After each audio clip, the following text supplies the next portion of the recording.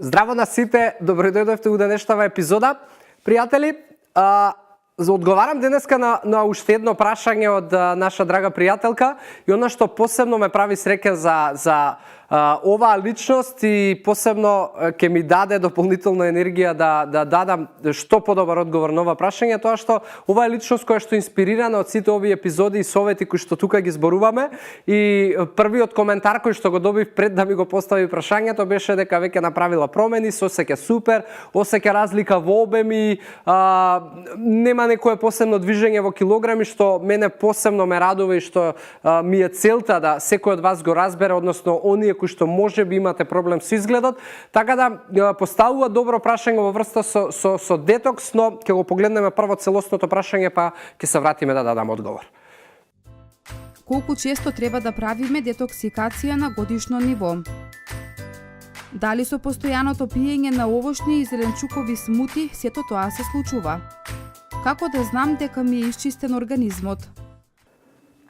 Благица, фала ти и супер за твојот резултат. Искрено, се тоа што ти го пиеш, ја не го пијам. И секоја чест за иницијативата и тоа што сакаш да се погрижи за своето тело. Сега, околу детоксикација, она што јас би ти го кажал е дека за да има потреба од детоксикација на годишно ниво, па и месечно ниво, прво треба да има токсикација на телото. Токсикацијата на телото ја правиме повеќето од нас секојдневно, затоа што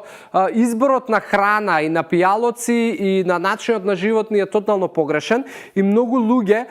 практично во текот на најголемиот дел од животот живеат во токсицирано тело и тело кое што секојдневно се мачи со сите предизвици кои што ние му ги правиме преку уста и преку дишање. Првото, она што јас би го поентирал тука,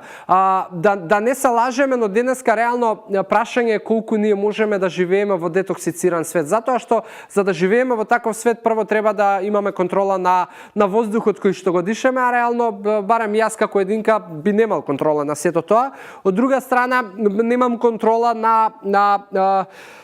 тоест имам контрола на можеби како јас го доживувам стресот, затоа што еден исто така голем токсикатор на нашето тело и здравје е стресот. Повторно, сите живееме во стресно време и сите имаме најразлични типови на стрес и предизвици кои што мора да ги пребродуваме секојдневно, но прашање е како јас реагирам на тој стрес и како јас успевам да го надминам тој стрес. Сега, единствената работа која што тотално имаме контрола е исхраната и ако зборуваме за детоксикација преку исхраната, она што јас би го советувал пред се прашањето дека на годишно ниво колку пати треба тоа да се прави, немам поима искрено, но она што може би еве од аспект ако гледаме од верски аспект, па неколку пати во годината имаме можеби постови кои што не се случајно ставени како постови, туку тоа се постови кои што обезбедуваат детоксикација и тие 30-40 дена или помал период на денови во кои што се постовите, не знам сега точно искрено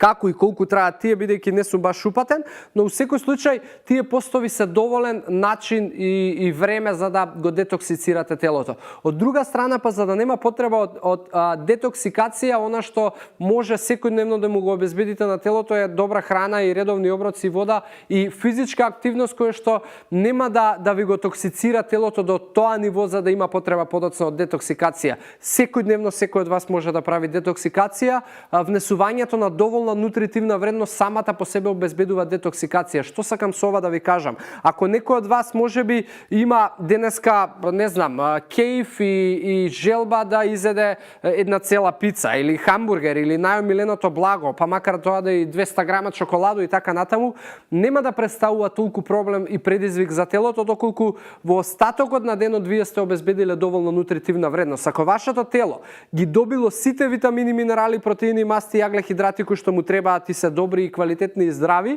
нема да направи толков проблем ако вие му дадете некаков лош оброк и оброк кој што представува токсикатор, затоа што многу подобро вашиот метаболизам ќе се снајде во такви услови. Она што е проблем е што луѓето воопшто не внесуваат никаква нутритивна вредност во текот на денот, внесуваат многу празни калории на шекери и масти и при тоа внесуваат повторно на крајот на денот можеби некаков лош оброк кој што е токсикатор. Тоа е катастрофално за телото и многу енергија троши за да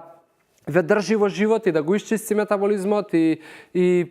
жалосно е што многу луѓе своите филтри кои што органи во телото кои што се задолжени за детоксикација често знаат да ги оштетат, да ги замастат, да ги наполнат со камења и така натаму. Мислам, тоа е навистина поразително и ја не можам да разберам како може до тој степен човек да си дозволи да се уништи, но во секој случај секој од нас си одговорен за своите постапки. Не е тука Јосиф одговорен за никој од вас, не е тука никого одговорен за никој од вас. Секој си живее во своето тело и сам треба да се грижи колку чисто ќе му биде и колку нема да го токсицира. А доколку твојот избор, Благица, за да